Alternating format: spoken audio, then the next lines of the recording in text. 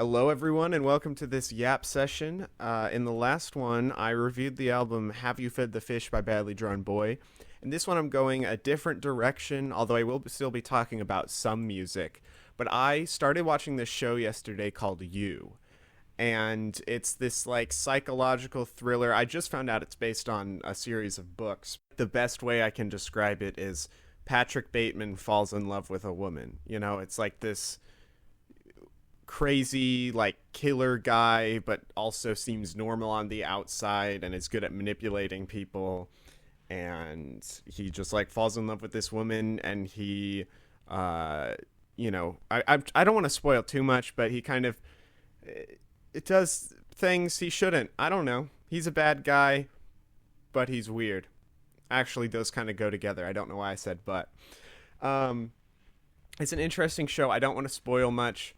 I will say the show has, and a lot of this is not going to be talked about in this episode. So even if you don't like this kind of stuff, you might still be interested to hear my analysis. Just at least wait to find out what I'm doing here. But the show, if you do want to check it out, it's got some sexual stuff. It's got, stalker stuff and murder and like things like that. So it's definitely a show where you should know what you're in for before you start watching it. It's not for everyone, but it's definitely interesting. And I watched the pilot, and right off the bat, I was so impressed by how effectively they made the pilot, how effectively it captured me. And so I decided that for this episode, I wanted to do an analysis of the pilot. But what ended up happening is I started my analysis of the pilot, and after a little while, I had about 1,250 words, and I was 5 minutes into the episode. So because I'd already written over 1,000 words just about the first 5 minutes, I decided that that was actually the perfect place to end it, because that's really just the first scene. And the first scene is what made me want to do this analysis. So what I'm specifically going to be doing here is I wrote a little analysis of just the first 5 minutes of the first episode. And I'm going to talk about how those 5 minutes effectively set up the entire show and make you feel really uncomfortable without outright showing you anything too bad. Because, there's a lot of bad stuff that happens in this show. None of it really happens in the first scene, but that's what makes it so good. So in order to start talking about this, I first need to play a bit of the opening theme. So I'm going to have that play right now.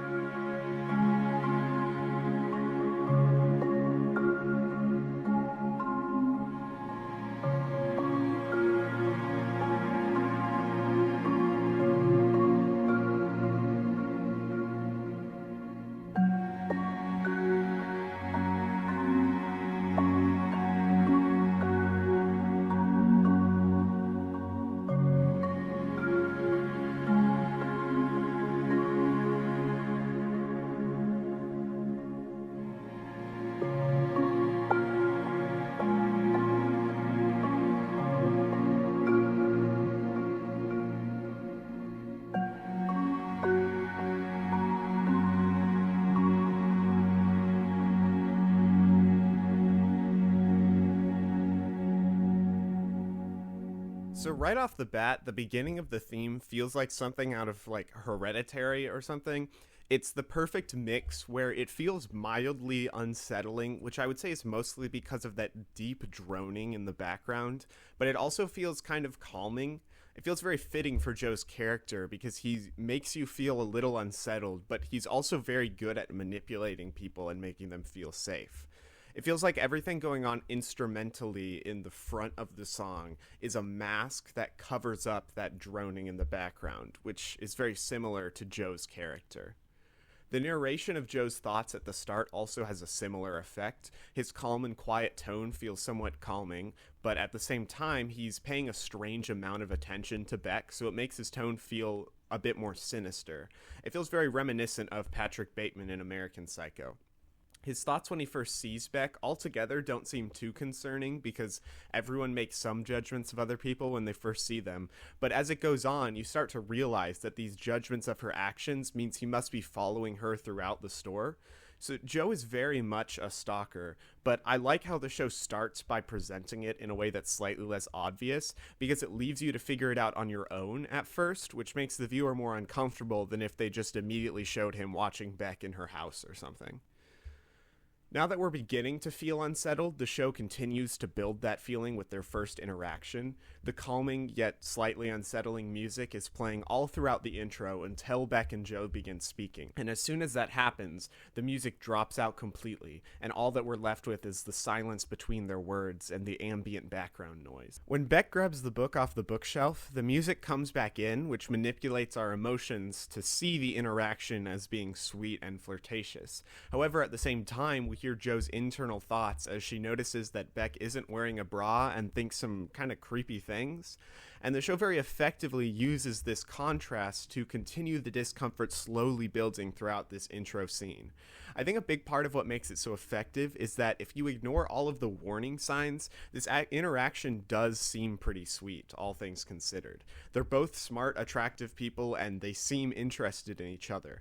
However, as we try to enjoy and appreciate the moment, we can't help but feel unsettled by all the small red flags we're noticing. Again, there's that contrast between his outward actions and his inner thoughts when he's selling the Salinger book to the customer, and I also just find it interesting that he buys a Salinger book and then we later find out that Beck is friends with a Salinger. The moment where Beck is checking out is actually what made me inspired to make this analysis in the first place. Everything about it is so effectively done to make us uncomfortable.